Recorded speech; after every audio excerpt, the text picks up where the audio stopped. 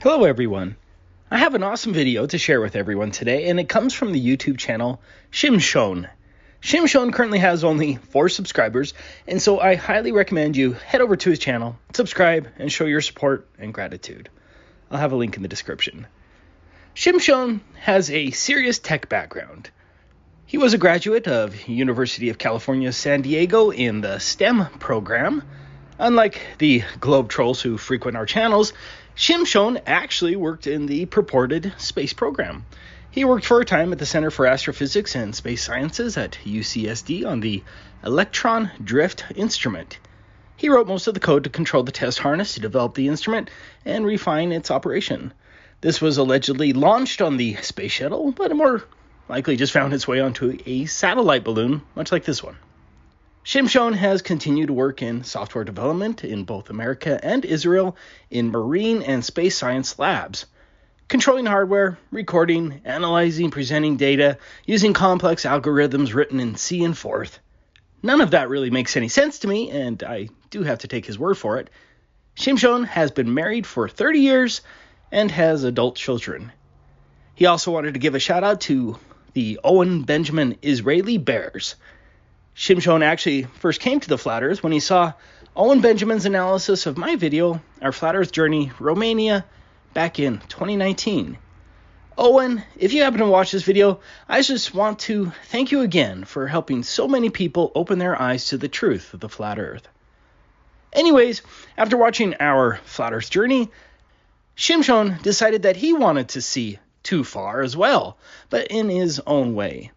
Filming long distances has now become a hobby for him. That brings us to this particular footage that was taken on May 14th, 2023 in Israel. According to Shimshon, he had been preparing for years to capture that very footage. The current recognized world record long-distance ground-to-ground photograph from the Beyond Horizons website is this photo at a distance of 275 miles. It's an impressive record, but that world record pales in comparison to what Shimshon filmed, and this wasn't filmed from the top of a mountain, but only from about 133 feet. The observation comes from the Ashkelon National Park in Israel. According to Google Maps, the elevation at that location was 128 feet. Add 5 feet for the camera's tripod, and that gives us an observation height of about 133 feet. I have the coordinates listed here on the map. This was his camera and setup on that day. I don't know much about cameras, but Shimshon is using a full spectrum infrared camera here. According to Shimshon, this is better than the Nikon P1000 for long distance viewing, and it cost him less than $600. I hope at least 100 of you go out and get this setup. I certainly need one of these. Here's his equipment list for those who are interested. Pause the video if you need to. Much like this Canigou photograph that was taken in France from a distance of 163 miles that you can find on the Beyond Horizons website, Shimshon instead planned to capture the setting sun behind the Greek island of Crete. But the distance between Ashkelon National Park in Israel and the highest point in Crete was 616 miles. That's 453 miles further than that Canigou photograph. And the only way you're going to see that far is through a full spectrum infrared camera. Let's watch the footage. I'll leave a link to the unedited version in the description. There is some confusion on exactly what platform that is. Unlike many other countries, Israel seems to keep those things a little bit more hidden. And so you have some maps showing platforms much more north, while some showing the platforms much further south. The GPS coordinates are off as well. Shimshon didn't even know that the platform was going to be there when he planned this event. Although interesting, the platform and location doesn't affect the observation because we're relying on where the setting sun is and the angle to it. As you can see from this rough diagram, SunCalc placed the sun in direct line with Crete, but it gets better. So, how can we confidently say that Shimshon actually filmed Crete 616 miles away, and those aren't some distant clouds? First, keep in mind that the whole event was carefully planned and executed, including a specific date and vantage point. This wasn't an accidental viewing. He used a high-zoom, full-spectrum camera to capture what very few people would be able to do, to capture the silhouette of Crete in front of the setting sun. Second, the silhouette in front of the sun certainly looks like pointing mountains in the distance, much like Kenegu, which further supports Shimshon's claim. What are the odds that at the exact time of his planned observation, clouds just happen to form at the same angle with the setting sun that appear to look exactly like mountains? Possible, but not probable. But more importantly, the silhouette of the mountains in the actual video closely matches the same results from Google Earth. Here we have our pathway from the camera's location to the highest point of Crete.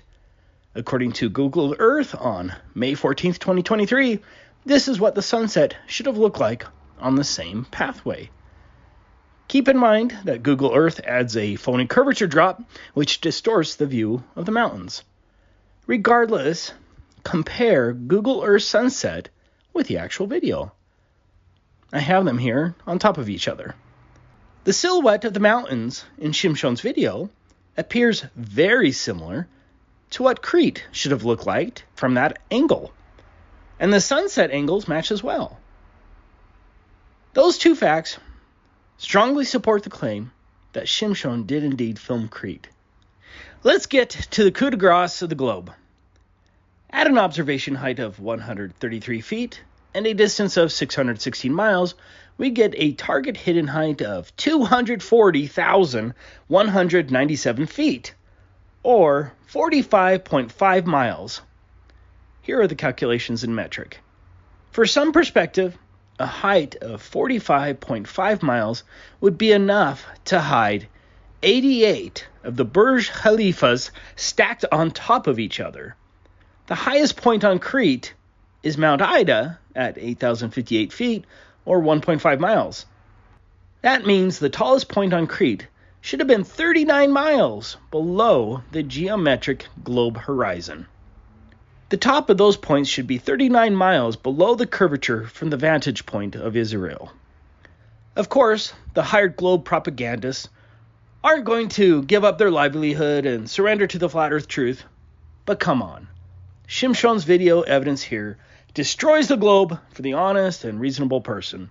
There is simply no way that Crete should have been visible 616 miles away at a mere observation height of 133 feet.